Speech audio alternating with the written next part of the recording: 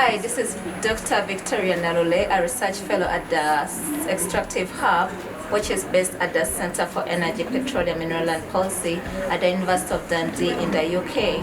Here with me is Ms Helene Bagirishya from Ethiopia, and she'll be taking us through the different reforms or different ways of delivering technical assistance to public administration in Ethiopia. But before we start, I'd like Ms. Helene to briefly introduce herself. Thank you very much for your kind introduction, Victoria. It's nice to be here today and to be able to talk a little bit about what we are doing here in Ethiopia. My name is Helene Bagirishya, and I'm currently the Deputy Director for the Supporting the Ministry of Mines project that is currently being implemented through the Canadian International Resources Development Institute based in Vancouver, Canada, and actually hosted by the University of British Columbia. Thank you very much for the introduction.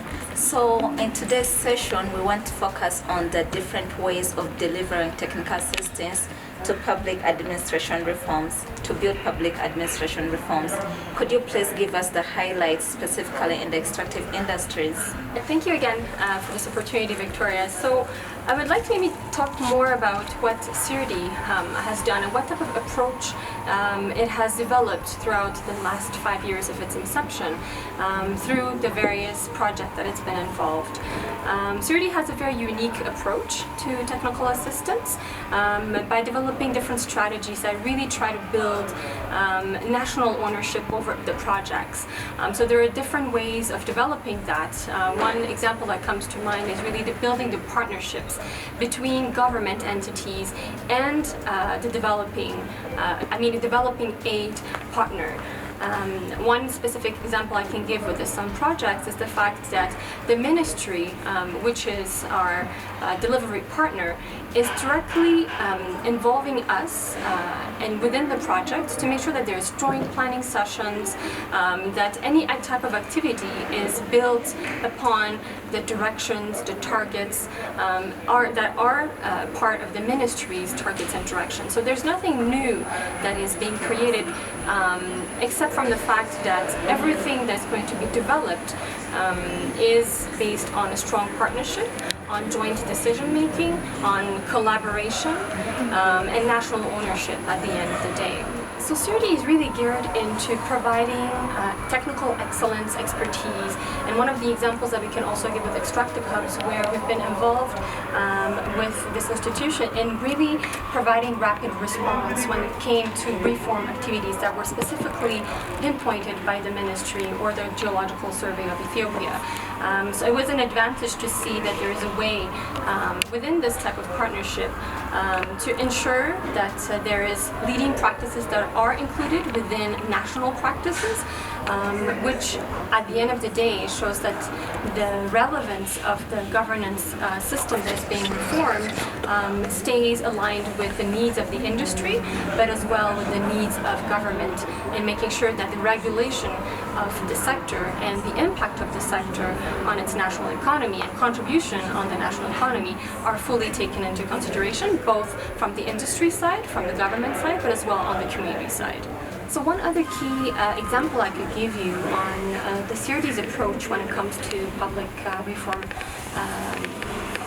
the public administration reform, is really the unique ability to build on the expertise, the local expertise of government, as well as local expertise within the private sector. One particularity with the SUM project is the fact that we are not trying to bring in external expertise from abroad to come and showcase or at least support or do a source of actually substitute the work of government. Local expertise within the ministry as well as from the private sector are being pulled in so that we can build on the capacity already available within the sector and take it to the next level. And this is definitely one of the key successes that we've seen throughout the project and throughout also the CIRDI approach, where local expertise is being complemented or with leading practices coming from international consultants or experts, rather than really substituting. So when we talk about having a technical development assistance paradigm shift, we really are looking at a new way of doing things where local capacity is being recognized and fully involved in the development of trusted relationships, cooperative and collaborative interactions and interventions to ensure that the reform of the governance of the extractive sector is actually not only fully implemented, but is fully owned by the country and the governments that are involved. Thank you very much, Ms. Helene. I've really learned a lot, and I'm very impressed by the new ways your organization is trying to deliver technical assistance. I also note the new developments when it comes to local content, and the fact that you are mentioning that they want local expertise, local experts to be involved in this kind of technical assistance is a good way to ensure that local people are empowered, and also to show that they can really capable of managing and governing their natural resources. All right, so thank you very much for your time, Ms. Helene, and I'm sure many people would be happy to contact you in case they have more questions about this issue. Thank you very much for accepting our invitation. Thank you for having me, Victoria. It's a pleasure.